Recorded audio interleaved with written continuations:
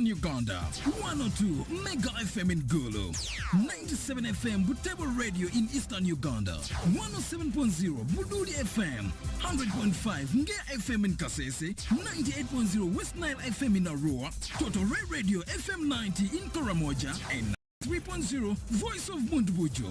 Now you covered in your local language. UBC Radios, inspiring Uganda.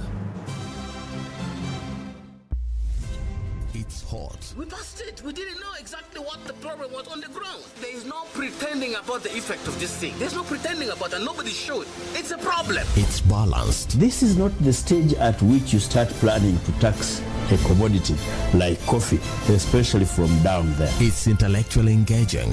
The Constitution provides that the land must be registered under the customer tenure system, which is one of those that's recognized by the Constitution. Ground Zero Season 2, live and syndicated on your public and national broadcaster, UBC, inspiring Uganda. Welcome to Ground Zero Season 2, a show that brings you in-depth discussion ranging from politics, health, finance, sports, and so much more. Ground Zero Season 2.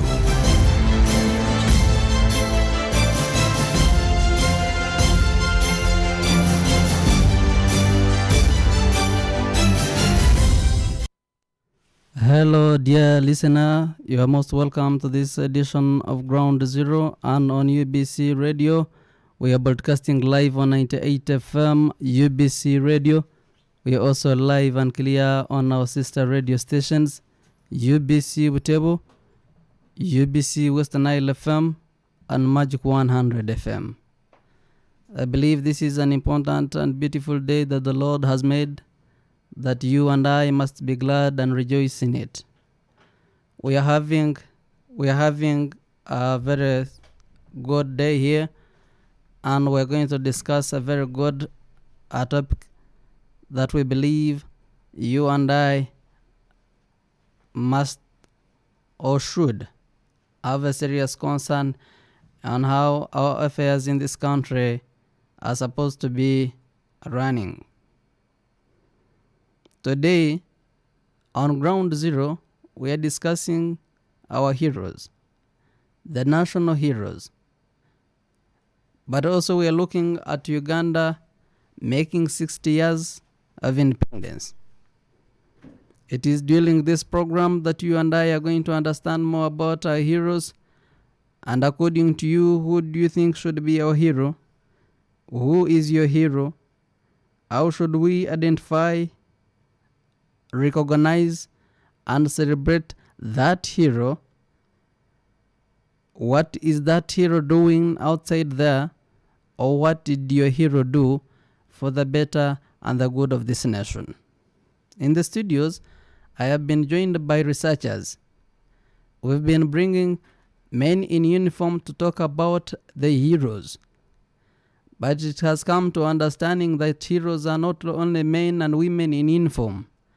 We also have the civilians who have sacrificed a lot for this country to be where it is today. In Ground Zero today, we're going to have more of the civilian discussion about the Heroes Day that is in the corner, yet to be celebrated on 9th June this very month.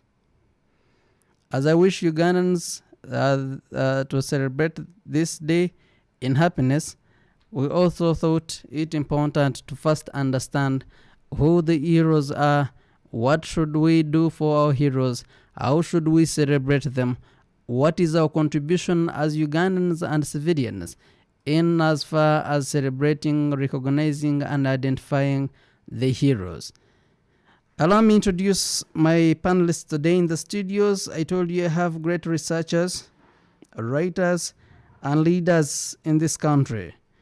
It is a very big privilege and honor to have Ahewa Samuel is a research consultant, and Ogwang Calvin is also a research consultant.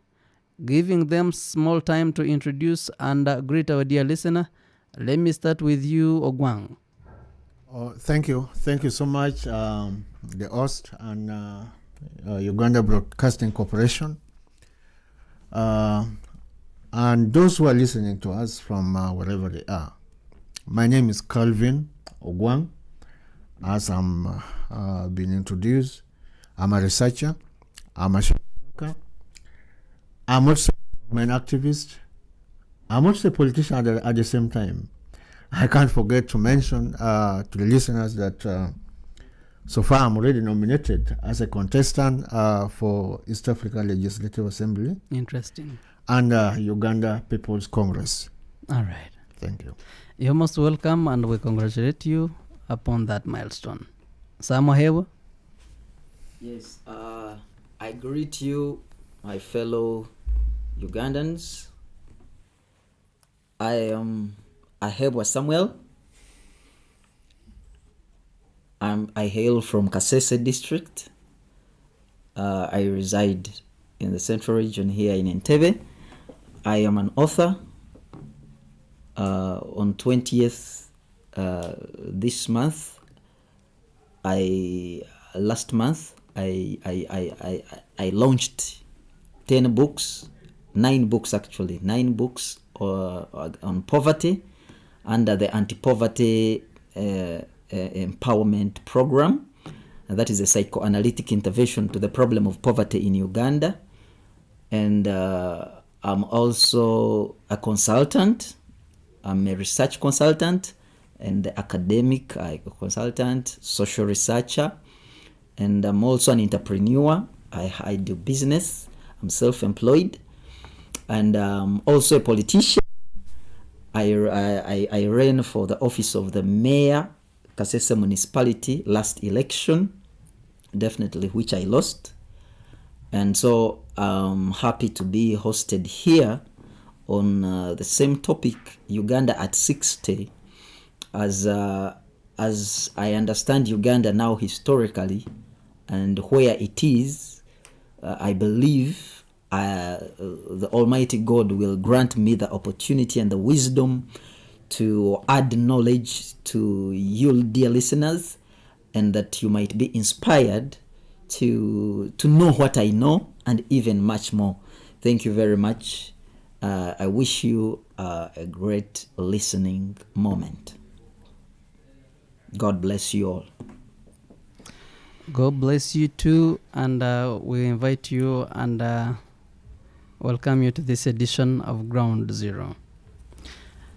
Dear Ugandan and dear listener who is outside there and you'd love to be part of this conversation later on, is you're going to reach us on 776 511 426. You're going to call 776 511 426 and you share your opinions, you ask anything, or you tell us where you think Uganda can take, which direction Uganda can take in as far as our national values are concerned, but also looking at the political compatriots that made a big input or contributions for the development or for the political reformation of Uganda. Our topic in this edition, we are looking at Uganda at 60.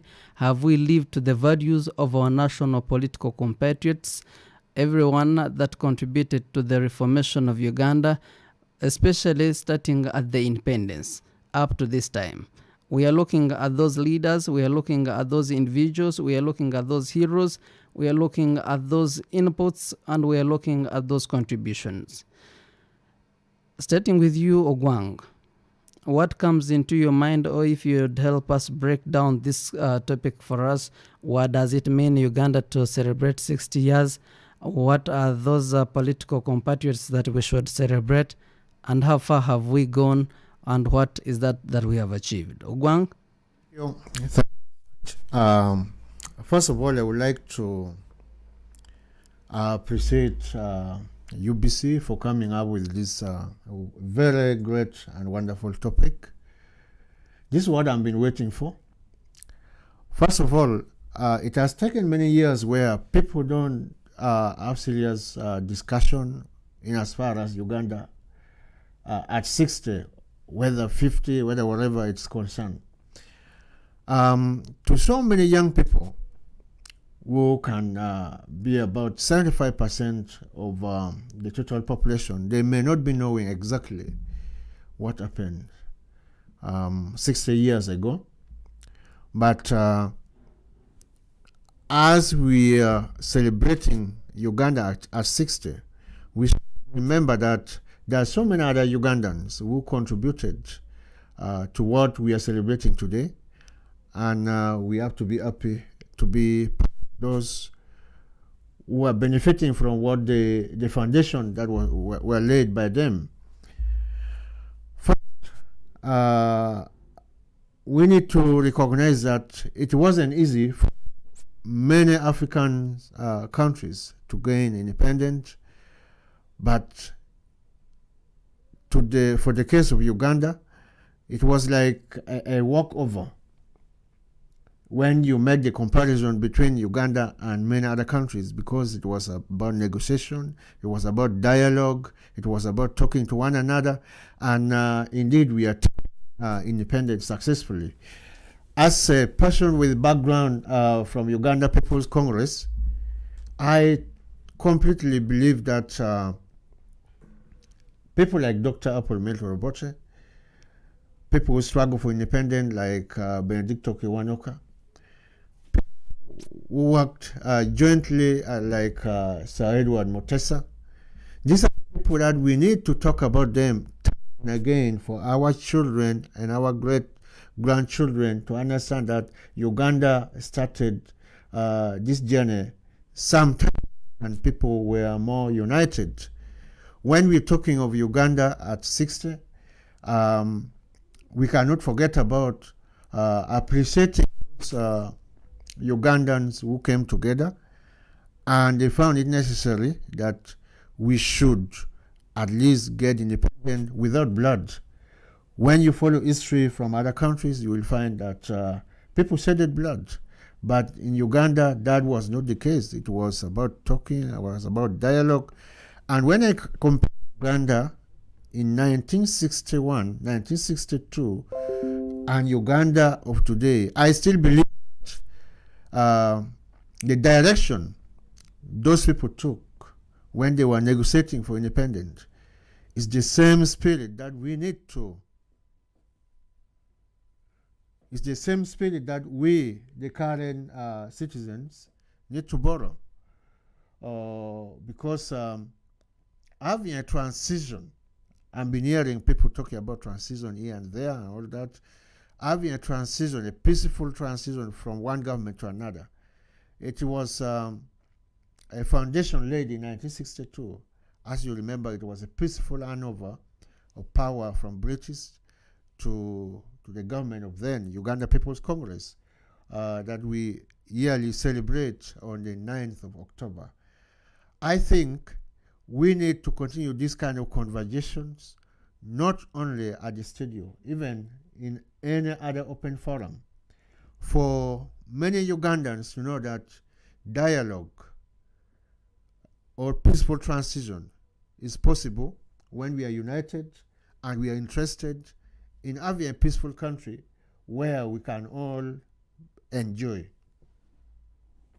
Thank you, Ogwang, for that detailed introduction. Ahebwa, Uganda at 60 years. I believe you aren't born or you were there, I don't know. But what comes into your mind when you hear Uganda at 60? Have we made any step further, or you think there is something that needs to be corrected? Thank you very much, Mr. Moderator. Yes, Uganda at 60, have we lived to the values of national political, of our national political compatriots? Definitely, I thank God that we are here. We are at 60. I was born in 1987, so that means I'm 35 years old. But because of being a researcher, I'm so well acquainted with our history, and we have been reading this since primary since we started doing SST. From SST, we read Ibeaco, all these political parties, how they came in place. We studied political education, and we again repeated this our very history.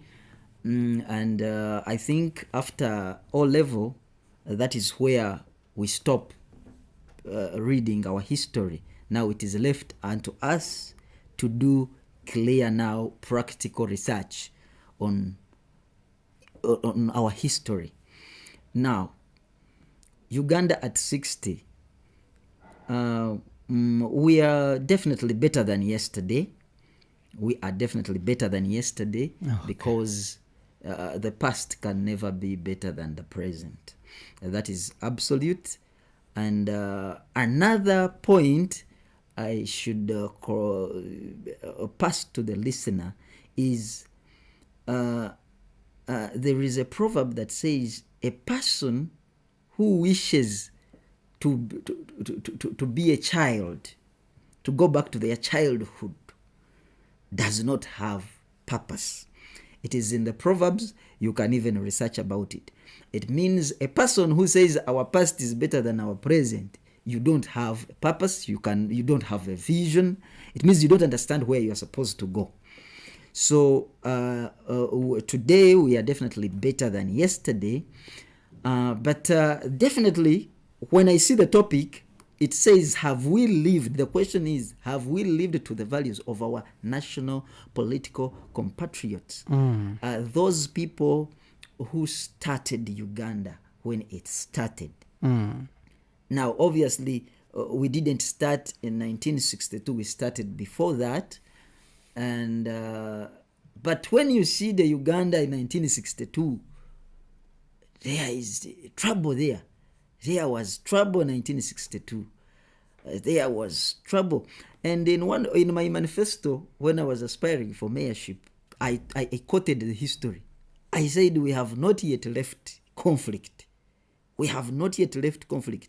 You see the example. When we were born 1962, when Uganda was given independence, conflict started. Trouble.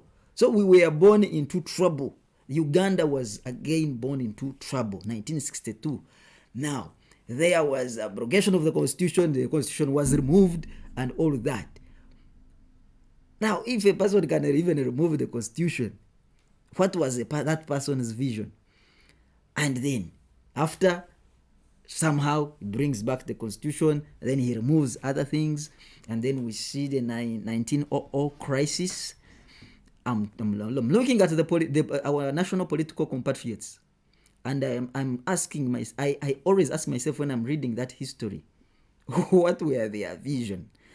And when we see how conflict continued, and up to now, the Ugandans currently, they still pray. They have that sense. We are praying for a peaceful transition. Every election that comes, we hear a peaceful transition. A peaceful transition. We want a peaceful transition. It means they are aware of the cracks of the past, which are currently even showing. It means they are still cracks, even in our constitution, because you can see we are still in the era of fighting. People, guns come out. What? You see parliament, you see people. We made the history. We were in parliament fighting on the tables. It means the past is still haunting us. It means Uganda at 1962, we have not yet lived to our national values. We have not yet understood our purpose, where we should be. Now, I thank God definitely for the current leadership, which has so much hyped. It has hyped that talk of Vision 2020, Vision 2040, Vision 20, and that's a nice thing, so that people can focus on the future than focus on the past.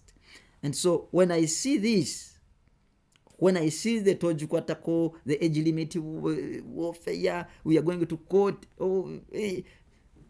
it means we have not yet lived to the to the values of those people who wrote the constitution. Number one, even those Bazungu, because they wrote it for us so that we can move ahead. Even if it was copied from them, they were aiming for our good.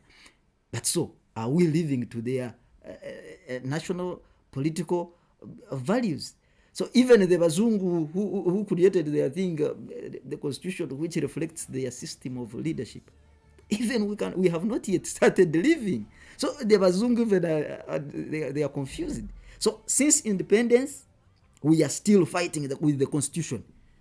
Okay. Fighting with the constitution. So what is the problem? And I believe the discussion is going to establish the problem. All right. In a research, we always have the problem statement. So we are going to create the problem statement, then we develop the objectives to see the way forward. Sam, I'm going to come back to you and you'll go tell us more about the national values that this country should, or that is based on, or that we should base ourselves on for the reformation and transformation of this country. But I'll come back to that. Ogwang, was it by chance for Uganda to acquire independence peaceful, as you put it before, or you think it was the direction that our leaders took, and how did that save this country? Ogwang? Thank you much once again. Right from the foundation of my discussion, I did mention that we had leaders who had a better vision. They had a dream for a united Ugandans. They wanted to see Uganda a better nation for everybody. That is why you saw right from the beginning, they were not doing things with selfish interest. That is why you saw 2 people coming together, 3 people coming together on a round table and have a discussion. What kind of Uganda do we want? That was the foundation. However, along the way, certain problems came in, challenges happened. Sometimes, if you want to have a better future, you need to discard some of those challenges. You need to honestly have a discussion that brings us together as one country, as one people, and try to discard what can divide us. You remember the 1966 crisis.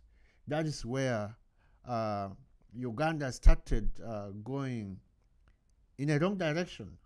But Ugandans who were into leadership by that time, they did not expect that to happen. Remember, when you go back a little bit, some problems that leaders of 1960 found themselves into were the inherited kind of problems. They are not the one who created.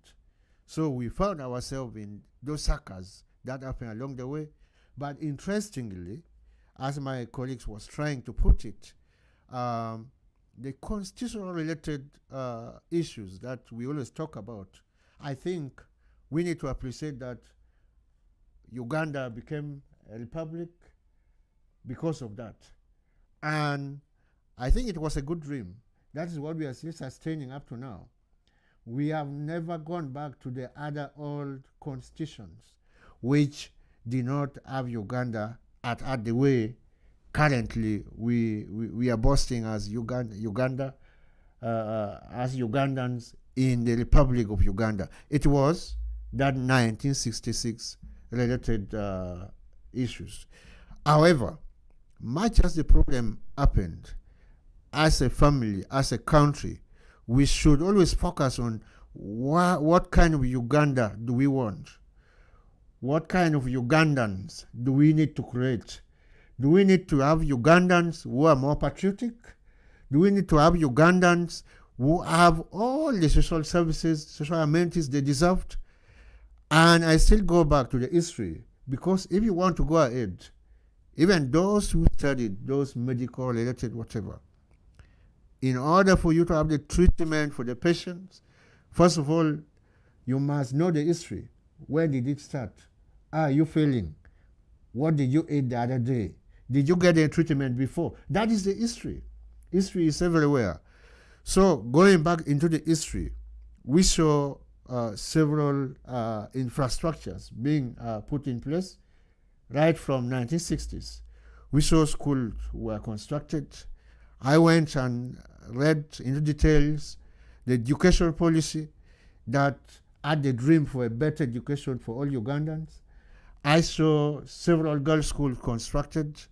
I saw the girl hostels like the one in Makerere for those who had the opportunity. You can walk around and you see. These are some of the better dreams that we had for the nation.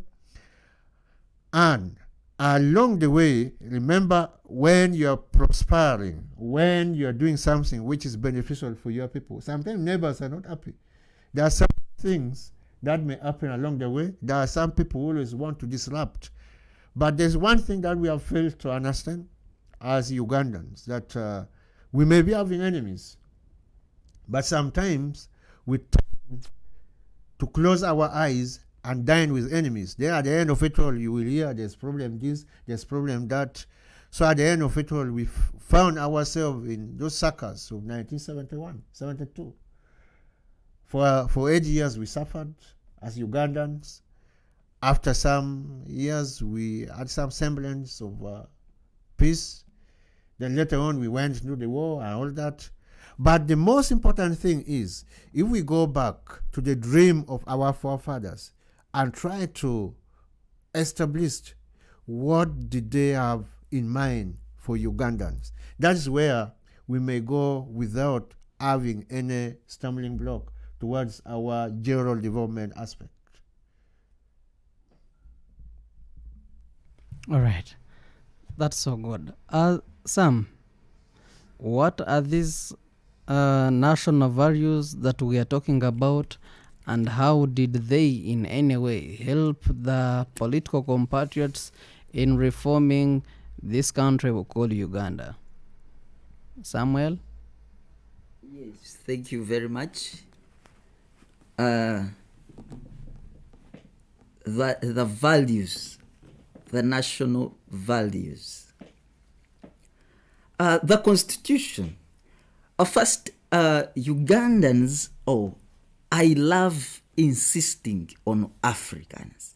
Because when you say Uganda, people just think we are talking about Uganda. We are talking about Africa. The problem of Uganda is the problem of Africa. If we cannot even understand the constitution, we are not even at peace with the constitution, which is supposed to give us the power to change our lives and destinies. And we are always, either we say that the constitution is disturbing us, or we disturb it. And that is where the crisis from long time has come from. So as Mr. Ogwang said, actually he made that statement from Hippocrates: know the past, diagnose the present, foretell the future. Definitely we have a little bit touched the glimpse of the past. So the constitution is like the 10 commandments that God created. When I was going through the 10 commandments, I said, let me research why God created the 10 commandments. I discovered that in the 10 commandments are 10 values, 10 virtues. That is all God was looking for. But the way we interpret it and we fear the constitution, the 10 commandments, is what bothers us. So the constitution is made for our prosperity, because it is for us here to prosper. Now, on my first edition on against poverty and the nature of poverty in Uganda, one of the chapters I write about a new ideological change. That new ideological change, I talk about the 7 national values revisited. I got the 7 national values. I revisited the 7 national values from the national anthem by George William Kakuma. And I actually quote it in that very chapter. So actually, I have 9 books. You can buy a book at any time. The books are there in the nature of poverty. And now in the nature of poverty, that first edition, that chapter, I talk about the 7 national values. And these national values, as I told you, the 10 commandments have values and virtues which God was communicating to people to make us human enough to thrive. But we didn't understand it. Up to now, we are in church, but we don't understand the 10 Commandments. And we are fighting with church every time. We are still, we think otherwise. So now the Constitution is a document that guides the country into its belief system. So what are the belief system? Now, the belief system is in the song because we sing it every day. Thank God the president even allowed all of the three stanzas to be sung at a function, even if he's not there, so that people can understand the ideology behind this anthem. Now, the 7 national values I write about in my book, the first one is godliness. Our constitution talks about freedom of worship. You are free to worship. And the sense in the godliness is truthfulness. Under truthfulness is righteousness, is honesty, transparency, and responsibility. All those values that bring genuineness, to be true to who we are. Because when we know God, we become Him. That is what the Bible says. He created us in His image. So why should you fear God? Why should you fear being righteous? How can you say, I cannot be righteous, I don't want to be righteous? So a country which does not want to be godly even does not follow its constitution. And this is where the real problem comes in. That's why we have conflict every time. Every time we are trying to fight the constitution, we think the constitution is fighting us. But it is there for our good. And so if we don't have God, even our own human constitution will fail us. So godliness is very important. We need to be true to ourselves. So God is only to make us true. He is not there to just make us angels. No. He wants us to be true to ourselves, enjoy our life. The next value I discovered in that process is the value of love. Now, when you go to the Bible, when you see the national anthem, it talks about love. Our love and labor we give. Our love we give to the country. Love is not a spiritual issue. But the way we perceive it as if it's a spiritual issue. But we just think love is blind. Now we call it love is blind, and we have made love. So that is a problem of the mind. That's why we talk about we need a mindset change. And that's why I wrote those books in the psychoanalytic intervention. And I believe even the Minister of ICT and National Guidance, Honorable Kavyanga, and Dr. Chris Bariomus have been talking about mindset change. And I wrote this. So love is only a meaning of synergy, working together. Love. When you see the good in another person, you will have the reason to be good to them. You won't harm them. Love your neighbor. It means don't harm them. Even when they hate me, I should love them. Yes. Jesus preached. He said, turn your cheek. If another person slaps you, he said, he didn't mean be stupid. No. It means simply calm down. Love calms us down. But if we have a constitution and we are always at tenterhooks with it, then we don't love our country. And that is where we fail to understand the vision of our national political compatriots. Those ones we call heroes, those ones we give medals and all that. So we need to see how we revisit our minds and we come back to our senses and we say, look here, the Constitution is not our enemy. We ought not to be an enemy of the Constitution. And our country should move forward. So then, also love cools down this xenophobia. We have tribalism. You remember how tribalism came here in 1962? The then president, they say call a dog a bad name, give a dog a bad name to kill it. This is the problem that happened in 1962. Up to now, this thing is happening. So love is a value. You see the good in someone else. The third value, value is peace. Peace. And up to now, people still don't believe that peace is possible. Peace is very possible. Well, if you have understanding, that's why the Proverbs always say understanding. What's the responsibility to bring about this peace? peace, it The is leaders us. or the subordinates? The leaders come from the people. Mm. The government officials come from the people. A political party is the people. It is not the political party per se. But governed by some policies and systems. Yes, but you see, do you have the values? Because if you cannot be even at peace with your constitution, how can you be at peace then with yourself? Mm. Then you won't be at peace with others. That's why we think time for election is time for war. Or time for discussing national issues is time for war. And we are abusing each other, you are abusing another one. Like, why don't we sit down and think together? Because under violence, I'm telling you, our brains don't work. I discovered that. I made a psychological research, and that's why I wrote the psychoanalytic intervention.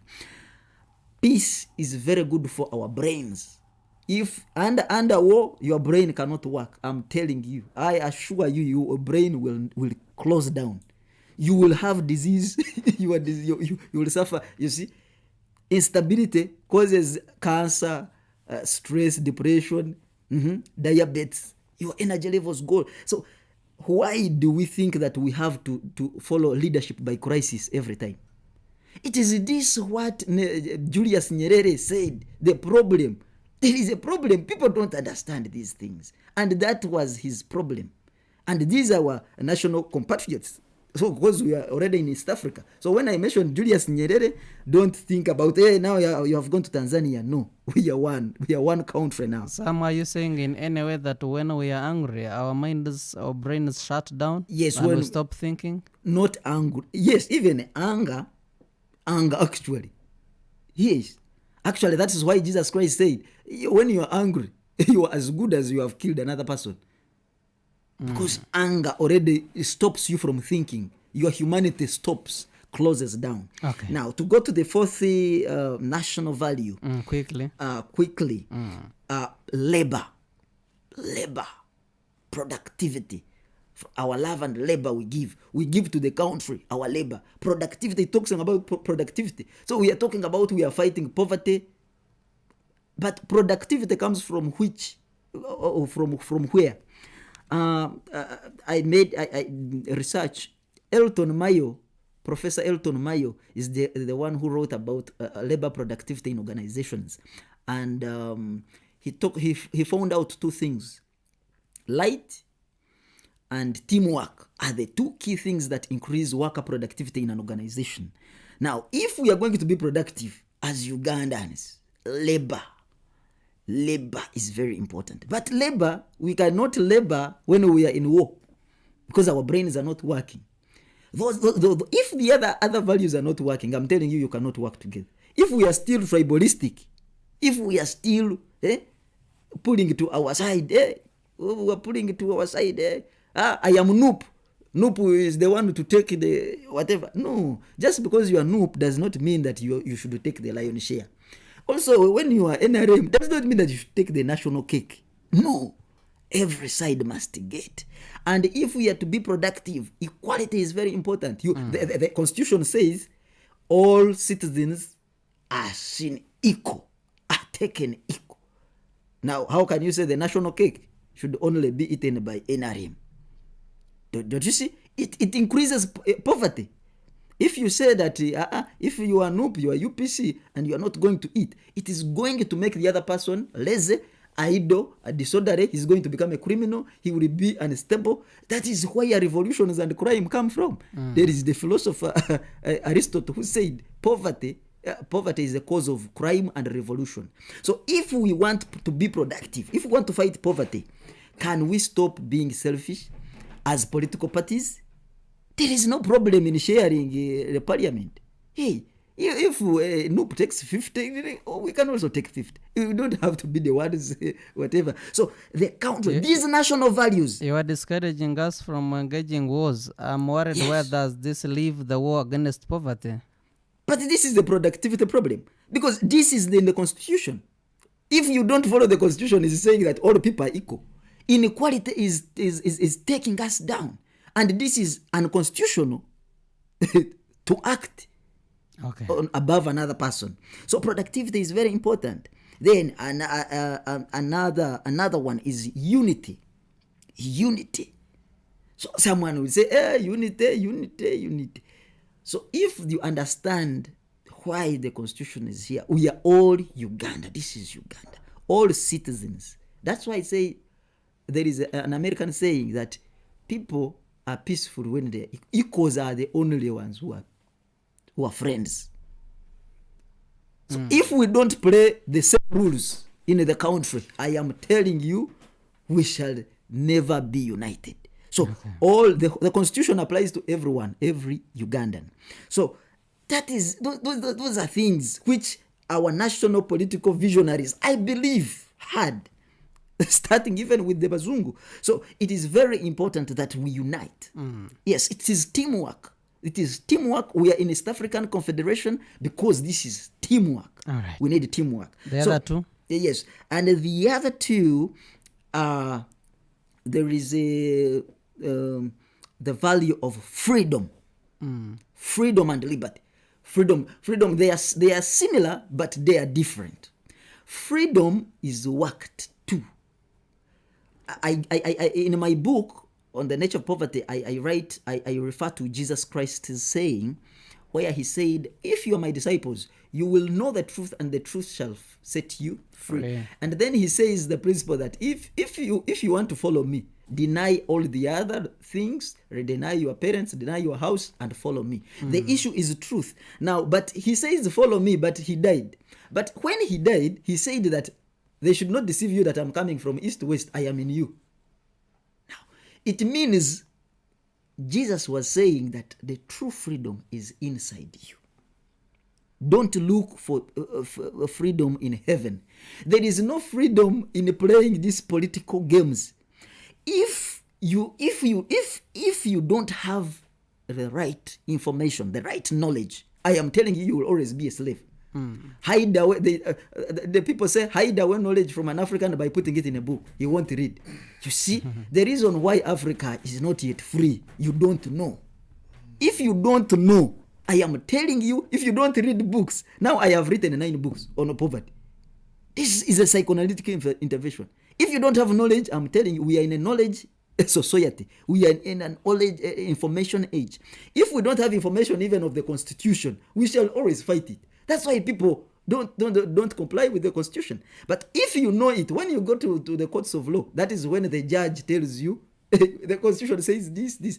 Actually, the lawyers say there is no excuse for ignorance of law. So that is very important. You have to work to it. And liberty? Ugandans, you have to read your constitution. Go and download it. It is on internet. So when you know it, you will understand the vision of these people, and we shall live to that. And then liberty, last, that is the seventh. In seconds. Liberty is a form of tolerance. Liberty. Can you allow your neighbor to do what he wants to do? Can you allow, and the constitution even when it violates my freedom and rights? No, but how did you know that it is violating your rights unless you are selfish? let them first do. Let them first do what they want. Don't let them dance to your tunes. Let them dance their tune. Let them make their own tune. And that is very important. That's why we are a pluralistic economy. We are an ethnic diverse community. And that is why even in our constitution it is there. There is freedom of worship. You are free even to have your whatever. You know, this President Obote removed the monarchies, the whatever. Then President Museveni came and brought them back. You are free to be in your ethnical whatever. So if you don't allow others to be who they are, it means you are denying them the ability to believe in themselves. All right. If people don't have liberty, they will never believe in themselves. And I believe this is where the conflict of failure in understanding our vision is. And these are the things that are making us poor. They are leaving us even in tatters. So I believe these are the values which the people who wrote the Constitution so that is why it is crime to trespass, to be a thief. You cannot say that you have a right to be a thief.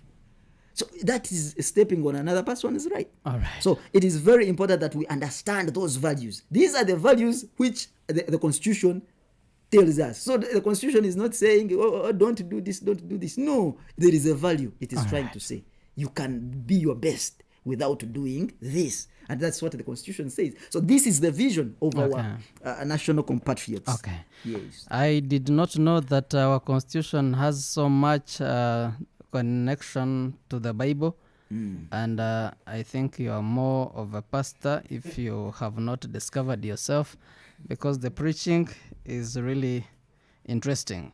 Before we go for a break, I would love to engage Ogwang, and considering our constitution and the political reforms and policies that we have in the country, I am looking at this as copy and paste system, which has costed this country so much, by the way.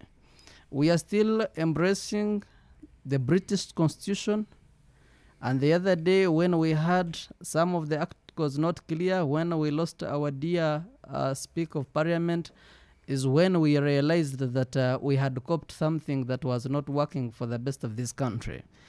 Do you think it's the right time for Uganda to embrace its own, or to come up with its own system of government and political reforms and policies?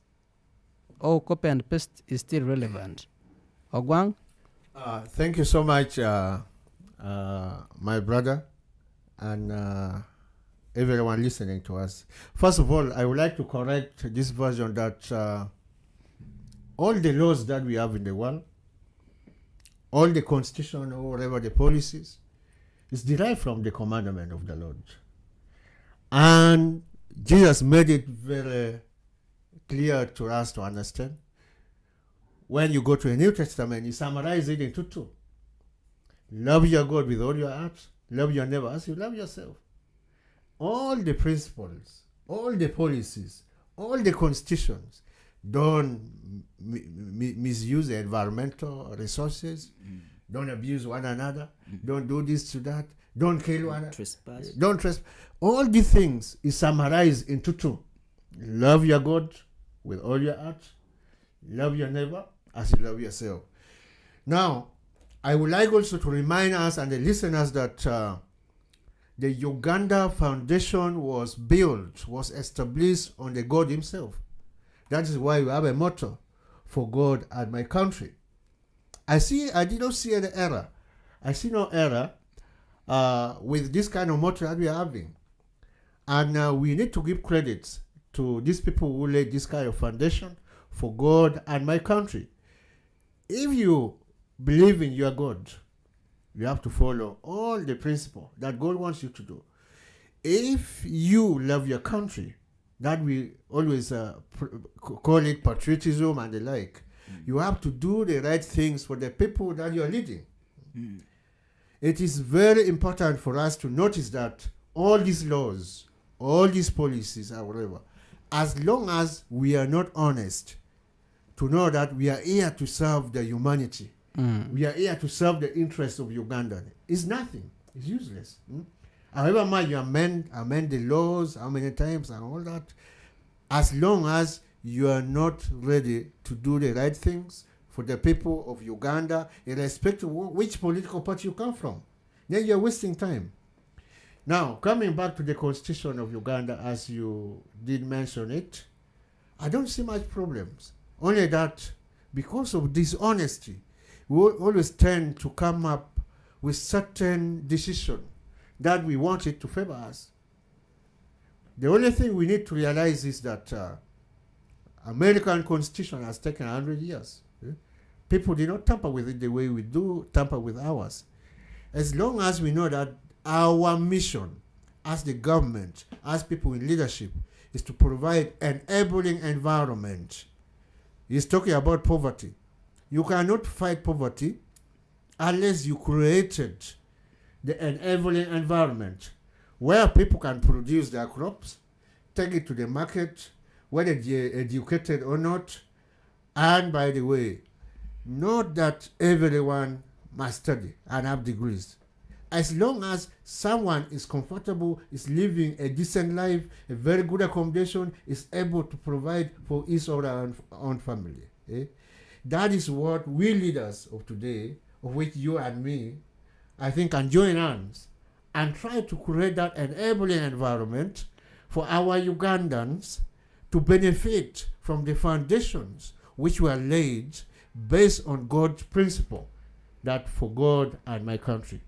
If we fail to understand this, irrespective of what kind of laws we come up with, it will not succeed. I think that is how I can best summarize.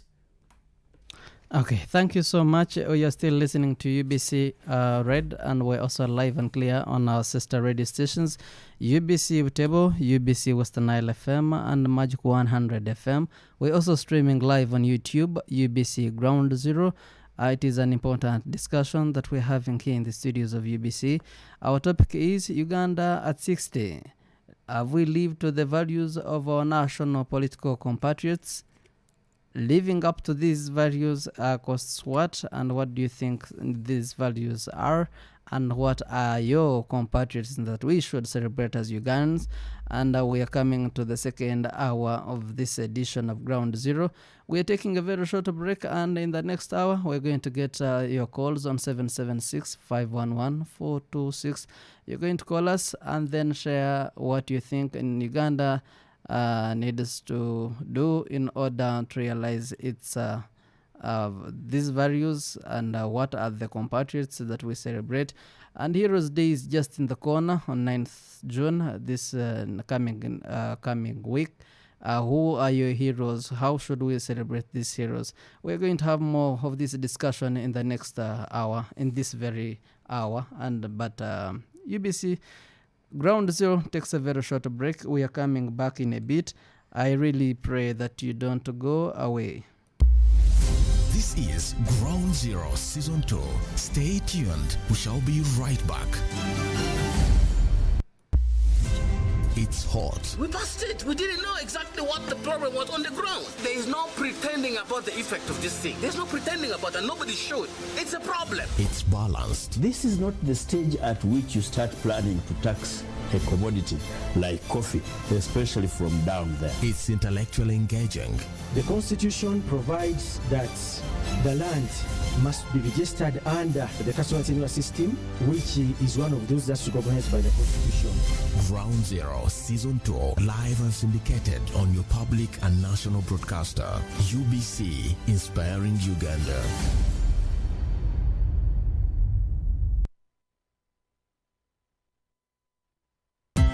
Uganda works towards Vision 2040, UBC Radio is dedicated to the development of Uganda. Join us every day for transformative programs in English, Swahili, and Luo.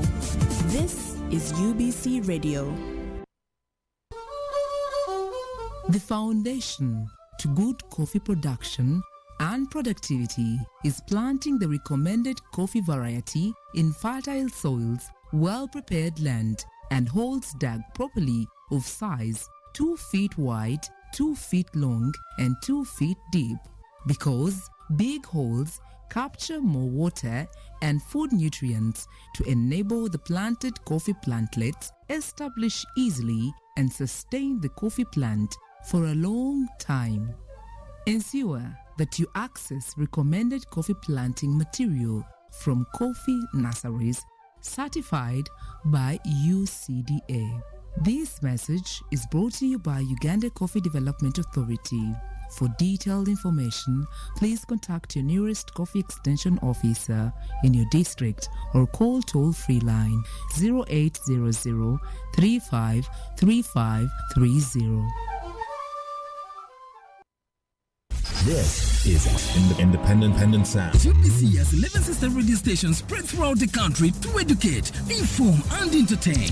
Tune in to UBC Radio FM 98, your national radio station, Magic 100, where sports and music is our life. 87.5 Star FM in Uganda, 97.4 UBC West covering Western Uganda, 102 Mega FM in Gulu, 97 FM Butebo Radio in Eastern Uganda, 107.0 Buduli FM, 100.5 Ngea FM in Kasese, 98.0 West Nile FM in Arua, Total Ray Radio FM 90 in Karamoja, and 93.0 Voice of Mundbujo. Now you covered in your local language. UBC Radios, inspiring Uganda. Welcome back. Ground Ground Zero Season 2 continues. Hello, dear listener. Welcome back from that very short break. You're still on UBC Radio, UBC Butebo, UBC Western Nile FM, and Majuku 100 FM. Ampaire Amon Otega is my name, and we're talking about Uganda at 60, living up to the values of our national political compatriots. I have Ahebwa Samuel and Ogwang Calvin. They are research experts, consultants. In case you're there, you want to be part of this conversation, it is the right time that you call us on 776-511-426 and be part of this conversation. We're also streaming live on YouTube, UBC Ground Zero. The number to call is 776-511-426 and you'll be part of this conversation. UBC, most welcome to this edition of Ground Zero. Thank you.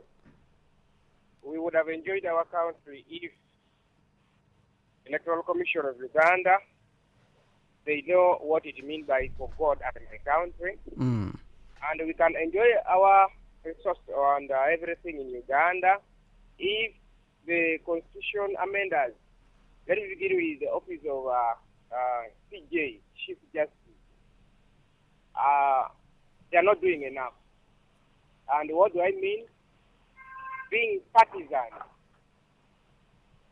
Today, if police arrest you, you are wearing non-yellow color, any clothes of your choice. Should you fall a culprit of any matter flag, they will take you. You want to break the government, even though you know nothing about politics. But should it happen, you are on yellow color. Hello? Juma? Yes, please. Are we clear? Yes, you are now clear. Yes. So let us avoid being partisan, and we have to introduce a system of being transparent. And once you are serving the nation, what the wananchi they need service delivery. You are telling people to form groups, and you are asking them what parties do they support. And many groups are being left out. There are people who are not closely to the national resistance movement. So what it is that later, they will tell you that we shall see. They will not be open to you. That's why we are asking for transparency. Thank you very much. You're most welcome. Thank you. Thank you for being part of UBC Ground Zero. UBC? Hello. UBC? Good morning. A very good morning to you. Your name and where you're calling us from? This is Ben calling you from Leader. Yes, Ben. Glad to be part of this edition. I'm glad to share with you a topic on Ground Zero. Okay. As you were discussing as a matter of national concern. Okay. Of course, indeed it's true. In Uganda, we have a lot of challenges. One, the Electoral Commission, they are not independent. What I mean like they are not they're not making their own decisions. Then secondly, the CJ, as my colleague made mention, they are not also in their independent decision. So actually we are denied rights and privileges to other aspects. Like a case in point in Leader here, if you are to put on something like a red or anything of your choice, because for them they say democracy, but they don't practice democracy. So to me, as we mark our 6 years of independence, we are in, but we have a lot of challenges. As you see in the side of security, the police in Leader here, they can do whatever they can do as long as you cannot have access to justice. Like they can deny you justice. Maybe in case you are arrested, they can do whatever they can do, leaving other people who can access them to have them in the platform. I thank you, but we are not in the good place. Thank you. All right. Those are the views of the people of Uganda, airing their concerns and giving us their solutions on how best Uganda and which direction Uganda can take. Thank you, Juma and Ben, from different parts of this country. 776-511-426 is the number that you can call us on and share your opinion. Ogwang, Uganda is 60 years old. Ben says we are still in the, and even Juma, playing politics, partisan politics. Where does this leave the country? Where does this leave the future of this nation? Ogwang? Yes, thank you so much. And thank you so much, listeners and those who endeavor to call in. The most important aspect that we need to look at is that once you're a leader, you have to play your role as a leader for the whole people, irrespective of which political party you belong to, irrespective of what kind of color you subscribe to. It is unfortunate that we still hear this kind of communication coming up. But as we talk right now, I think there's a need for us to have a national dialogue on some of these things, which can heal the wounds. I thought that was the reason why IPOD was formed. Definitely. IPOD should go. The organization for dialogue. IPOD should move extra miles and identify all these challenges, which they're available anyway, because there's no smoke without fire. Then we have a very honest and peaceful discussion, dialogue among us, so that we resolve some of these things. Sometimes certain things are happening because of emotion, or maybe because of misinformation that you have heard from certain corner, so and so, when he was in power, he did this and that. Yet that is politicking, which will never take this country ahead. We need also to remember that, as I said earlier, that our foundation was really very firm. If we can add more bricks on what was already laid, we can have a better nation. The only thing that we need to do is to know that what do we want as Ugandans? We need to be very honest and ask ourselves, what do we need as Ugandans? Do we need only to favor a certain group of people because they subscribe to our political party? Or do we need to serve everyone equally, irrespective of which political party they subscribe to? And I strongly believe that winning the heart of the people is very easy, as long as you manage to provide the services, you manage to provide the opportunity that they desire.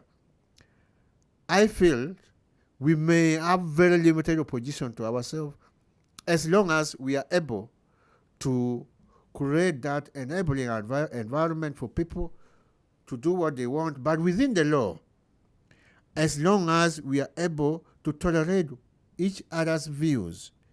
As it happens in other countries, we can do it. We are human beings, we can do it.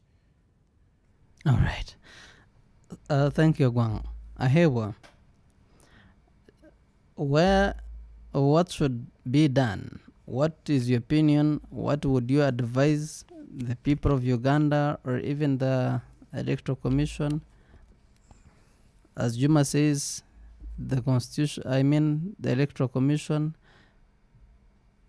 the organ of government that is supposed to be independent, but is not following the Constitution, as Juma puts it. Also, Ben had a concern that the chief, the CJ, if I'm to remember very well, that office may not as so much follow the Constitution. What do you think needs to be done in that line? What can put Uganda back to the rule of law? Thank you very much, dear listeners and the moderator. In my research time, I have taken 10 years, over 10 years doing research. But since I joined university in 2007, I have been reading. There is one man who made a real mark on me. That is Professor Peter Ferdinand Drucker, the father of modern management. And in one of his interviews, he was asked, what do you, because he was a consultant of so many corporations in America, and there is one of the presidents, and actually a good number of presidents. So he was asked about leadership. What do you tell a leader? I think the interviewer was asking him, what is your advice for leadership, on leadership? And he said, Professor Peter F. Drucker said, number one, when I meet a leader, I ask them one question. What did you stop doing? What have you stopped doing? He does not add to what the leader wants to know. He first asks him, what have you stopped doing? In other words, actually he wrote a book on the age of discontinuity. That is so old, 1960s. And he advised, he has the book is there, you can go on internet, you can get it. Peter F. Drucker, The Age of Discontinuity. And his book, he was talking about what countries should stop doing. And one of the issues Africa has not yet mastered is, what have you stopped doing? In a research by Paul Collier, he wrote a book on the bottom billion, how the bottom billion can catch up with the developing world. Okay. And he said, actually, one of the challenges that the bottom billion countries are not learning, one of the hindrances is the catch up development syndrome. We want to catch up. If you may allow me, get this caller. Hello? UBC? UBC? You will call again. You may proceed, Sam. So our politicians and leaders are missing it. They don't know how to stop. You know, they say, stop. If you find yourself digging, stop digging. Most of us, because we are politicians, ours is in gear at 9. Yeah? When he wins the election, you cannot advise him. You cannot stop him. You cannot tell him, stop this, stop this. He will apply the same things. Maybe he will learn from the worst. And one of the other key issues Paul Collier says is catch up. We want to catch up with the developed world. We want to catch up with the Japan. We want to catch up with Germany. We want to catch up with America. Who told you that you can catch up with those people? There are things they stopped doing, and that's what set them on the right path. That's where they are. But our politicians, our leaders here, we are just looking at increasing budget. We want to catch up. You are catching up. What have you stopped doing? You are speeding on the wrong road. Most of our political manifestos, you just see somebody, you are like, this is not where you are supposed to start if you are going in Rome. If you are going to Rome, don't say that all roads lead to Rome. This is the problem of our politicians. All roads lead to Rome. As long as I just win my seat in parliament, that is the way. They don't know how to stop. Right. So how can they stop? Okay. The issue is they should understand that the countries which developed, Japan, whatever, they had to learn from the best. Okay. Peter Drucker says, learn from the best. Okay. Don't learn from the worst. Our politicians learn from the worst. And that is the problem we are in. And so you cannot tell a member of parliament, to stop doing certain things. What is our constitutional development fund going?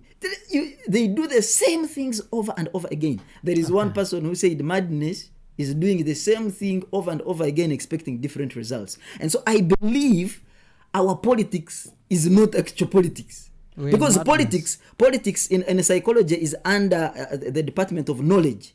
So it is very important that we understand, because politics is under social organization. It is thinking for social organization and planning for social organization. So how can you be organized when you have not stopped doing those things that you want? Again, you don't want the results, but you are doing the same thing.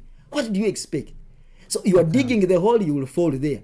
So I believe our politicians should stop thinking like those politicians of long. Because those ones who failed Uganda in 1962, we should not emulate them.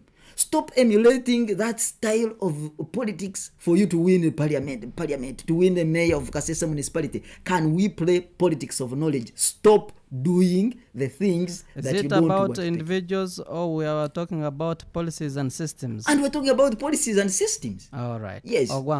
Yeah. Looking at Singapore today and Japan that Sam was mentioning about, and you some time back. It was 9th August 1965. Singapore separates from Malaysia to become an independent and sovereign state. But comparing Uganda and Singapore, actually you cannot compare them. Singapore is much afar in terms of development, yet is younger than Uganda considering the time of independence. I believe that the economics of any country determines its political direction. What should be done in our economic systems to reach where Singapore has reached in less than 60 years that we are celebrating today? Ogwang? Thank you so much, the moderator.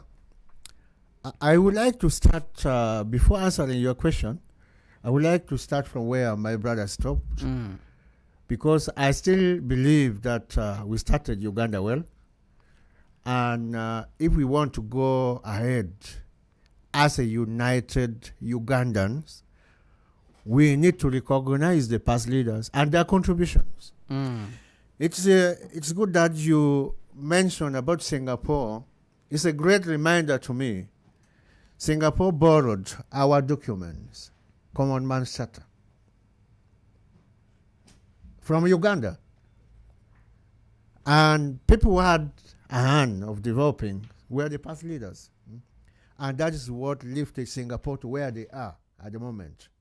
Meaning that Uganda was following a right direction by then. If it wasn't because of disruptions by certain foreign in connivance with internal enemies, Uganda would be far. And if we could continue with that idea without deviating from what we already had, irrespective of what kind of system, I heard you talking about monarch, whether monarch is there or not, as long as we have that will, what did you stop doing? You can again ask another question, that what can you do best? If I become a writer tomorrow, at that level of yours, I will ask the question that what can you do best apart from what you are doing now? Because we have all the best policies. I've already given you the idea of Common Man's Charter that was borrowed from UPC government. It's what lifted Singapore to where they are at the moment. And we can still try to redesign exactly by suiting the current situation. Because by then we had fewer population, now we have more populations. We can start thinking in a direction similar to that in order for us to serve the interests of Uganda. Now, back to you, the moderator and the listeners. Uganda at 60. We need to ask more questions right now in as far as service delivery is concerned. One, are we faring when it comes to health? today, 10 years back, 20 years back, 30 years back, you will find that there's a difference. How are we faring in as far as education is concerned? How are we faring in as far as agriculture, which was the backbone of Uganda's economy, is concerned? So what went wrong? This is a question we should ask ourselves. Is there something we can borrow from the past without pointing fingers? Can we borrow something from the past and incorporate in the current system so that we move ahead? Because all our interest as leaders is to serve the interests of Ugandans, irrespective of where they come from, what language they speak. As long as we know that people are living in a decent way, people have better accommodation, people have better health system, people have access to education for all, not education for few. We can talk of education for all. Meanwhile, even others who are going to school up to P7 cannot write their names. Or if they can write their names, they cannot write a sentence. There's no need of having graduates. Year in, year out, we are producing more citizens with degrees and diplomas and masters. But they cannot come up with any kind of intervention. They cannot invent anything which can help to solve Uganda problems. Now education is okay. We are producing this number. But you end up powering the number of those who cannot be employed on the street. No, what went wrong? That's the question we should be asking. Now, when we go back, if we add more other 2 or 3 hours, I would adjust for you this. What did we have in our education system that we have failed to do? And that is why we have reached where we are. Why is it that we are producing engineers and we end up hiring Chinese to come and construct for us the roads? Why don't we build the capacity of our people, Uganda at 60? Now, we go back to Singapore. Did you hear that they always borrow those technicalities from foreign countries? No. They have most of the human resources from their own country. We can construct our own building. We can construct our own road at 60. We can do so many other things at 60. We can intervene. I mean, we can come up with several interventions of some of these challenges instead of waiting for somebody from Sweden to come and decide for us what we should do in order to alleviate poverty. You see that? You can write a book the way you have written. It's all right. Now, how are we going to implement all those good points which are in there without interfering with many other resources that we have? Okay. We need to ask ourselves that why is it that year in, year out, we have those very good policies, we have very huge budget, but we don't have positive impact. All right. What went wrong? What are we not doing right? Okay. These are the questions we should ask ourselves at 60, and we have a very formal, honest discussion, irrespective of you belong to which party, you belong to which religions, you belong to which tribes. Then we get the right solutions for Uganda and for the people of Uganda. Hello? It's a Hello? one caller. Hello? Hello? You're live on UBC. Yeah, thank you. Most welcome. Your name and where you're calling us from? My name is Tom Aliga, calling from Luzira. Your name again? Tom Aliga. All right. Most welcome to UBC Ground Zero. Yeah, me, I have opinion that Uganda should be having only 2 parties. All the parties should be dissolved, and we elect only 2 parties. We name 2 parties. Example, Party A, Party B. Then anyone who wants to be a politician will come. They will select a day in every district. If you want to be a politician, you come and pick your party in a box. The one you pick, you belong to that party. Example, Party A. If you pick Party A, you'll be there.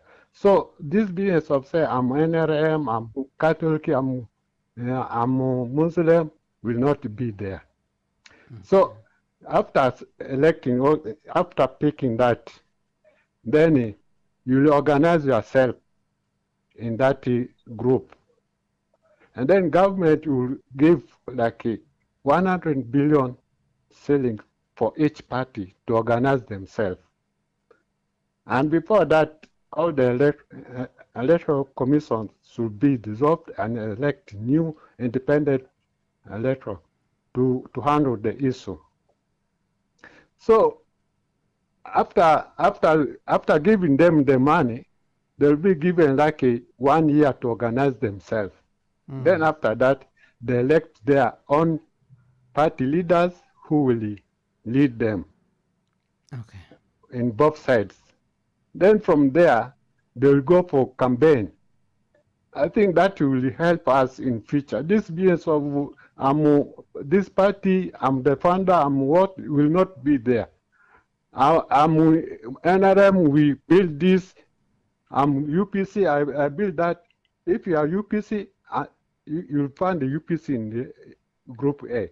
If you are UPC, you find in group B. So those businesses will be not there.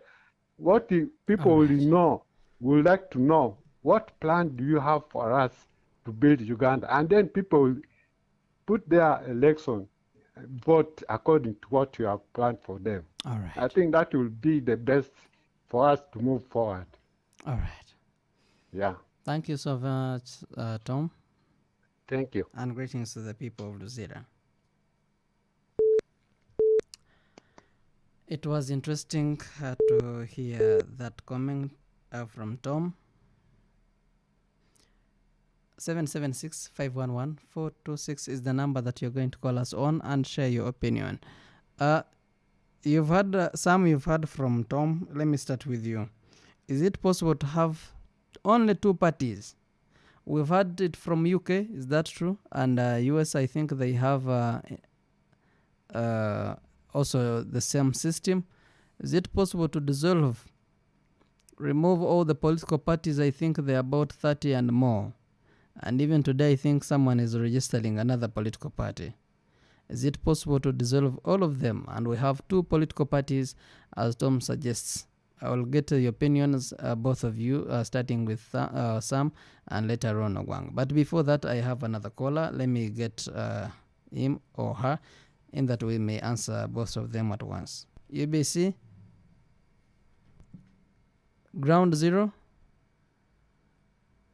UBC, you will call us again on 776-511-426. Sam.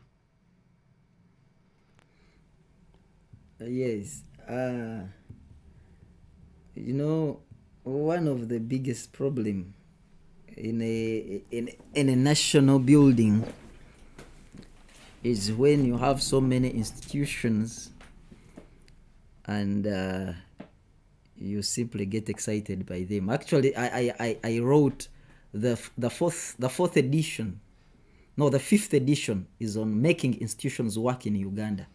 Is it possible to have two political parties in Uganda? Yes, I'm coming to that. So my other fourth edition against poverty is making institutions work in Uganda. And I quote Charles Darwin, who said, if the tragedy of our poverty is not caused by natural laws, but by our institutions, greater is our sin. Now, our aspirations as Ugandans or Africans, we need to understand that it is not about the politics at play. It's about the people who are playing the politics. People make the institutions. Now, even if you create two political party system only, even if it is one political party, if the people don't know what they want, they cannot go anywhere. So it is possible to make any systems. The other time, President Museveni, we were under one party system. And then after we went to multi-party. Now, we are now in a multi-party. I have not seen whatever. Because even if you go to UK, they have other parties, please. So they are just two most dominant parties. But if it is multi, it is multi. So I think our discussion should not just be about that. I think our discussion should be, do we know what we want as Ugandans? And do you know where we want to be? Because that is what will produce, because if the people don't have a vision, that is what even the Proverbs say. If people don't have vision, people fail. So if we don't understand what we are about, because of politics, what are we discussing? All right. We are discussing about which institution you belong to, which one. No, we are discussing, am I empowered enough to be the best of myself? There is a line in the song of Elton John, in the song Can't You Feel the Love Tonight. He talks about, it is enough for kings and vagabonds to live their very best. It is enough. What is enough is, can we live our very best? And we cannot live our very best by just making political parties. Now let us. Some are you not concerned that many political parties that we have in Uganda are responsible for the political confusion that we have, considering that the British have had two political parties since 1920, the Conservative and the Labour Party. But they have also other parties. Still. But the major have been the two, and most of the politics in the British. You see, those people are principled. Say no. You see, there is are something. We lacking principles? You see, yes, we don't have principles. All right. We are not playing a principle, because that is what Mahatma Gandhi said. Politics without principle. Now, when Mwalimu Julius, let me finish. In a second, our time is fast spent. Yes. When Mwalimu Julius Nyerere was talking in the Parliament of South Africa under Nelson Mandela, he asked the whites, why is it for us? Because why is it Africa has not developed and you people are developing very fast? And the whites told him that your problem, you fight chicken. For us, we fight world wars. For you in Africa, you fight chicken wars. So we are fighting political wars. All right. The other ones fight world wars. They don't have time. Once they go development. So our discussion should be. And thank you, Sam. Maybe I'll get back to you. Our time is fast spent. Yes. Ogwang, US has the Republican Party and Democratic Party. They may be having others that I don't know, but do you see any political reform in having two political parties, as Tom suggests? First of all, does it in any way solve any problem that we have? It is self-explanatory. When you talk of multi has no limitation. Multi-party system, which means everyone has a right to register a political party. However, it is up to us, the citizens, to keenly listening to the manifestos presented to us by these political parties, and we take the right direction. Only that we need to ask this kind of question: is it possible for us to abolish this system of commercialization of politics, so that the citizens have the opportunity to make betting on the manifestos presented to them in different languages that they understand? But this issue of this and that, but I have some money, even those with fake manifestos, which may not transform the life of the citizens, may take the day. As long as they have money, we need now to fight. How do we do politics without money? All right. In a simple term. UBC? Yes, thank you for the show. Most welcome. Your name and where you're calling us from? Yeah, from Muyenga. Your name again? Martin from Muyenga. Martin, you are most welcome. It has been a while. Yeah, thank you for the show. Your concern, please. I was been monitoring. Every day I'm monitoring when you are just there. It is interesting. All right. Yeah. Well, so we talk and we talk. I told you the other time again that corruption here in Uganda, we saw they gave who and who. The first thing is also they select you ground zero. The first thing what you do, you want your stomach to be in front. Secondly, your compound or your place there, you will be the first one, the second one to what? to build and whatever. But the rest, there is someone who was saying that we are hiring the Chinese and whatever and whatever. Also, and tomorrow they put him as a minister of what? Funds or whatever. We'll bring Japanese. You can't do it. First of all, before I say that, I say, me, I'm poor like this. Let me first buy a vehicle. Secondly, I want my house, which is going to my house direct, to be clean or whatever. What can solve that? What can solve that? That won't solve that. Let us be like that. The one which has entered, let it be ruling us like that. We shall complain and we complain and become tired and become corruption, fighting and what? We shall not manage this world. All right. His name once again. Thank you, Martin. And You're greetings welcome. to the people of Mayenga. Ground Zero. Yes, Umpire Juma, in summary, briefly, All right. the privileges government have given to the investors, the foreign investors, has diminished the potential and the right of the indigenous. That's what I see with a lot of pain in my heart. The indigenous spaces where they do farming, you see government will come and convince them with some small sheet of paper like this document for land. How do they call it? I'm forgetting a bit.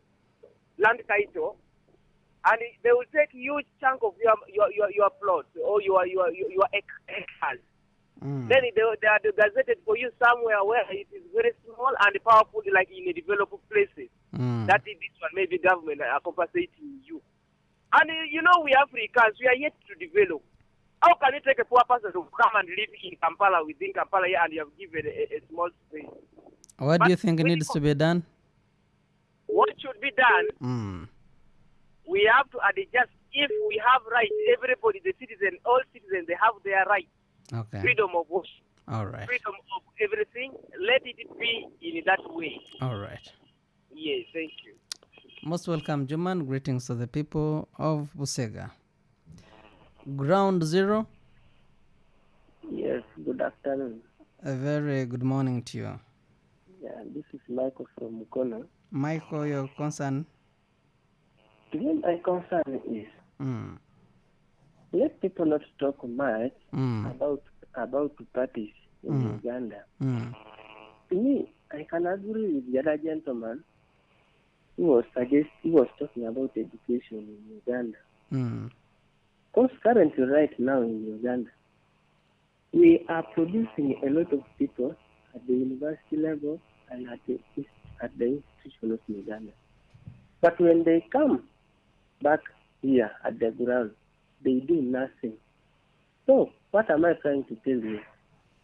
To solve the problem of education in Uganda, to me, what I was thinking is, because instead of going like the way the other man was like, we are hiring people in China, indeed, it's very bad for us to bring those investors from China to Uganda. Yet we have also got people here we have got people who have studied. But to me, what I was thinking is, at least let the government find the way of bringing those like those Chinese to Uganda to train us at least also of how to do how they are doing. To get the point. Michael, are you not concerned that there are also Ugandans who are in China, who are in the US, who are in Arab Emirates, also working there as engineers? Should we stop Chinese or Japanese coming from this side? Yeah, it's true, but compared to the percentage of Chinese, the Ugandans who are outside the country doing the work, they are not very many compared to the Chinese who are here. Okay. Yes. So, all right. Let's just find a way of solving education. All right. And the health and other things. Let's just not talk about the parties, but the parties are nothing. What we want only that. I'll do solve the health and education. Thank you very much. Most welcome. And thank you for being part of Ground Zero. UBC? UBC? Hello? You're live and clear on UBC? Yes, this is our John calling from Valley, guy from Tororo. Owale John from? Mbale. All right. Yeah. So problem of Uganda is simply a problem of Africa. Mm. Number one, a problem of Uganda is our leaders are yearning for longevity in the leadership. Mm. Trying to just say, okay, they are getting deteriorated in terms of mindset. Mm. Our leaders, in the beginning, they seem to be a bit brilliant considering our past. So, like I've just heard of my friend presenting there, say that Singapore in Uganda and they borrowed just a power. And that it has worked out for them. So which Uganda has totally failed to the partners. But Uganda, they are not corresponding to our constitution. Our constitution is every day being changed. So for a reason that someone may not really understand. So if at all Japan just came and started for a few years, they are far better than Uganda. What is the problem of our leaders? All right. What is the problem of Uganda? Now, like you've just talked of Uganda hiring engineers from China, Yet we are having engineers in Uganda. The only problem with our engineers in Uganda, they tend not to trust our country in terms of love.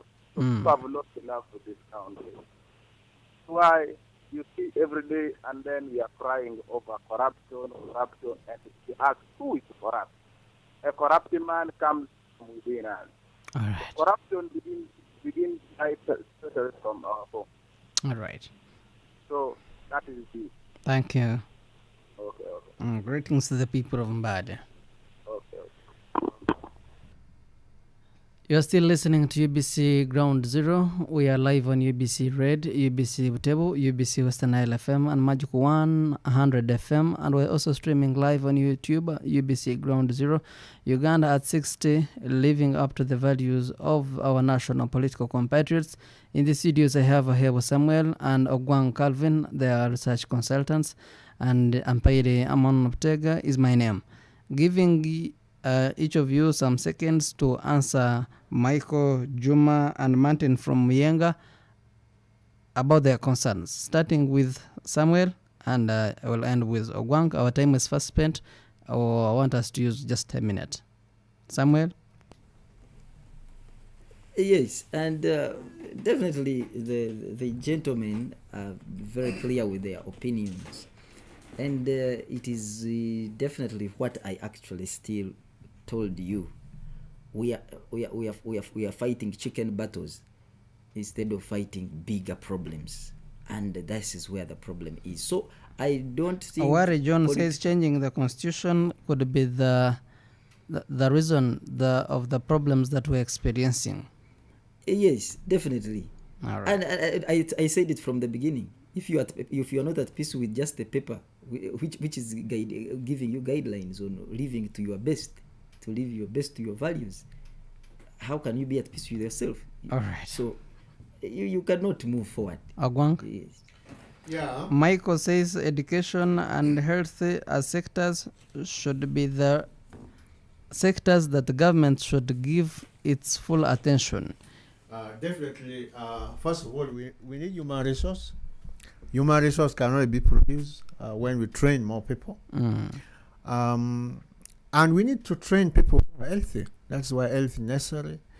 And in order for them to have a peaceful environment where they live in at peace, we need to work on poverty. That is why in the past, we had this slogan of fighting poverty, ignorance, and disease. Then when you understand all these three principles, then you are good to go. You are good to answer all the Ugandan problems, because we need to have education, and not just education, but quality education in place. We need to have health system which is working, whereby when you go to the health facility, you get all the medicine, all the treatment, all the attention that you deserve as a citizen, because you are paying taxes. Then we need to have a healthy people where we can produce food. to eat at home, and maybe you sell the surplus. Those are the things we need to work on now. Mountain says the problem also Uganda faces is corruption. In your opinion, how best can we fight this vice? Yes, the fighting of corruption starts with you and me. Are you honest to yourself? Are you honest to the position that you have been given? First of all, how did you acquire that position? Did you pay some money for it? And that is very common, I believe, because I've been following a lot of investigation that, somebody has recruited relatives and this and that. Several accusations after accusations. That is the dishonesty where it starts from. And people who are doing this primarily are you and me who went to school, who have written books like my brother here. So we need to work on corruption. First of all, when we are working on corruption, before we point fingers at others, we need to start with ourselves. Because change begins with you before you talk of changing others. If you are doing the right things, then you start inspiring others to do the right thing also. Because you cannot talk about fighting corruption, yet yourself you are not fighting corruption. Gentlemen, I would love to use the remaining 5 or even 4 minutes, and we talk about heroes. Because talking about national values of our political compatriots, I consider them as heroes of this nation, and the country is preparing to celebrate the Heroes Day just next week on 9th. Who are the heroes to you? How best should we celebrate them?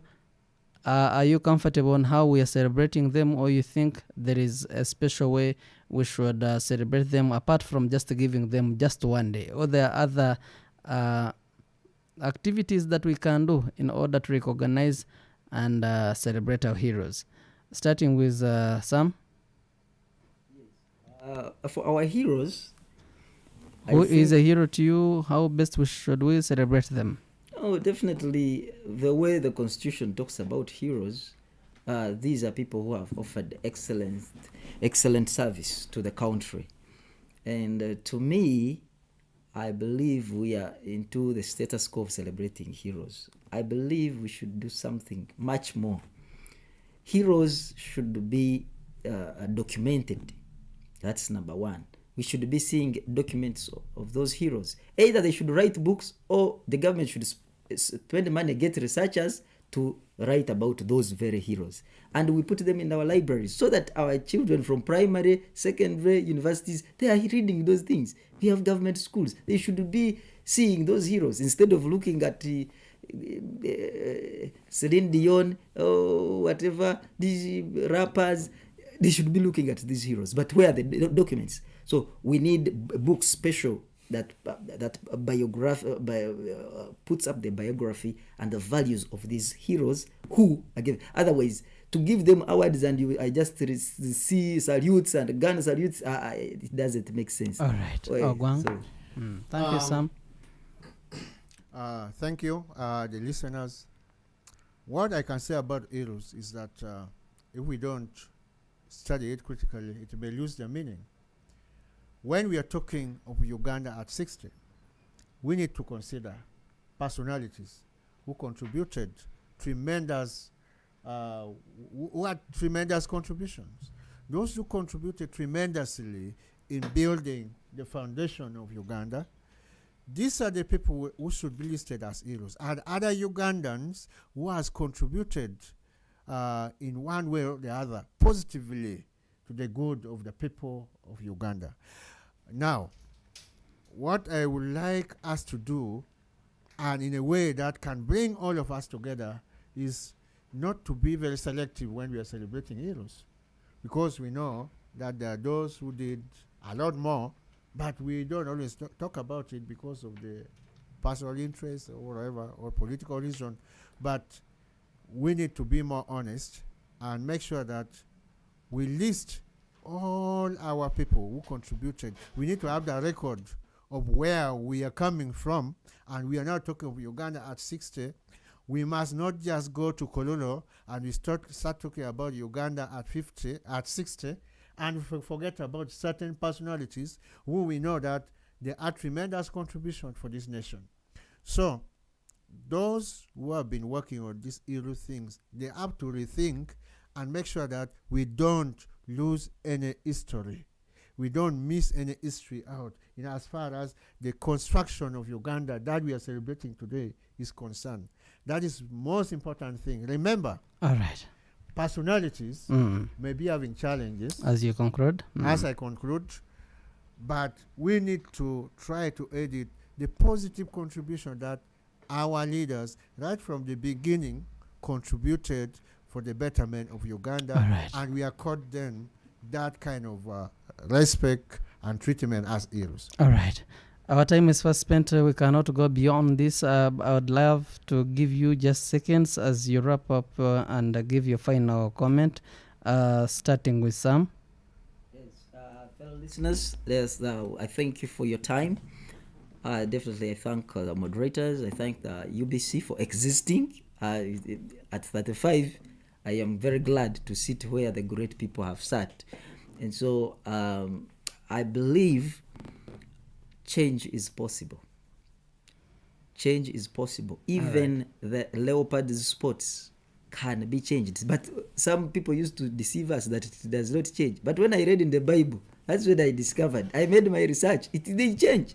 So sports change. So Uganda can change. Thank you. And change must be welcomed. Thank you very much. Ahebwa Samuel is my name. You can follow me on Facebook. Look for Ahebwa Samuel on my Facebook. All right. And you can always get me. Ogwang?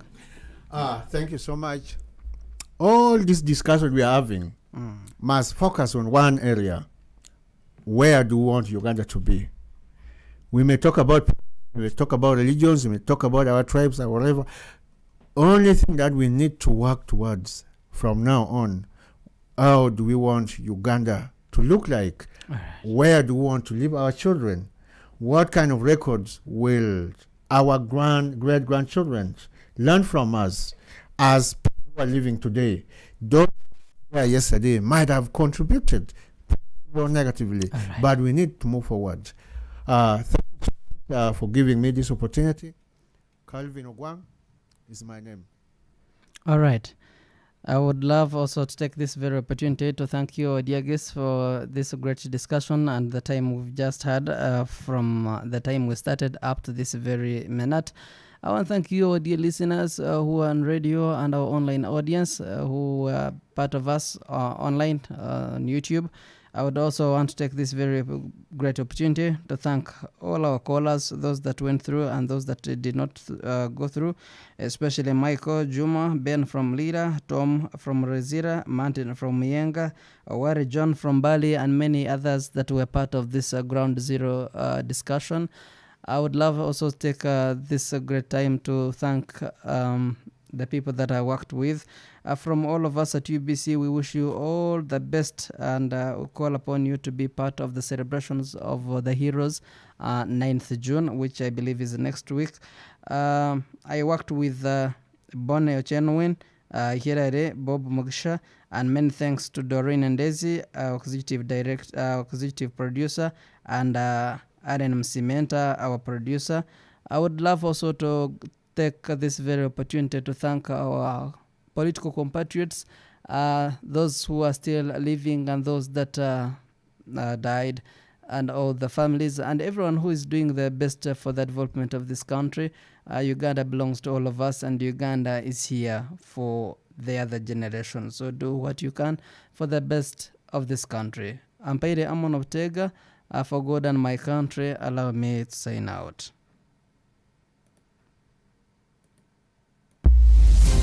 That was Ground Zero Season 2, a production of Uganda Broadcasting Corporation, UBC, inspiring Uganda.